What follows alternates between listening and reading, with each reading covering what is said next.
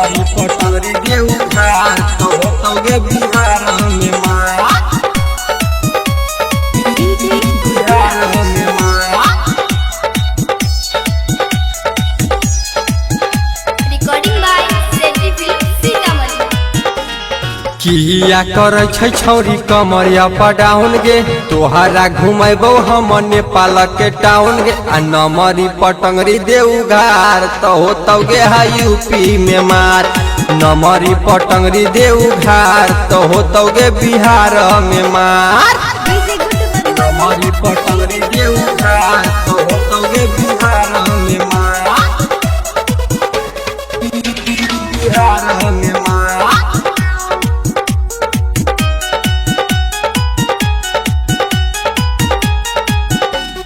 ज्यादा न देखाबे छौरी तू अपन खरा देखतौ त छौरा सब कोइले तौ बखरा छोरा सब ज्यादा न देखाबे छौरी तू अपन खरा देखतौ त छौरा सब कोइले तौ बखरा 16 के जवानी तोहर मारै छौ तूफान गे ये तने में केते छौरी करै छे गुमान गे आ नमरी पटंगरी देवघर तो होतौगे है यूपी में मार नमरी पटंगरी देवघर तो होतौगे बिहार में मार नमरी पटंगरी देवघर तो होतौगे बिहार में माया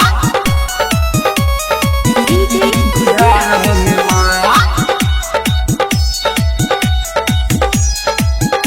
recording by Sethi film Sitamarhi.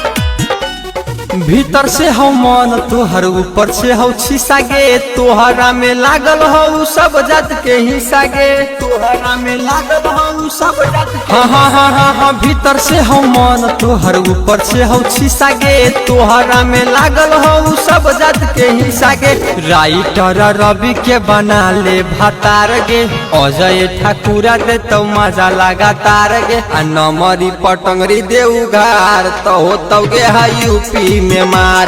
नमरी पटंगरी देवघर तो होतौगे बिहार में मार किया करे छै छौरी कमरिया पडाउन गे तोहरा घुमेबो हम नेपाल के टाउन गे आ नमरी पटंगरी देवघर तो होतौगे है यूपी में मार नमरी पटंगरी देवघर तो होतौगे बिहार में।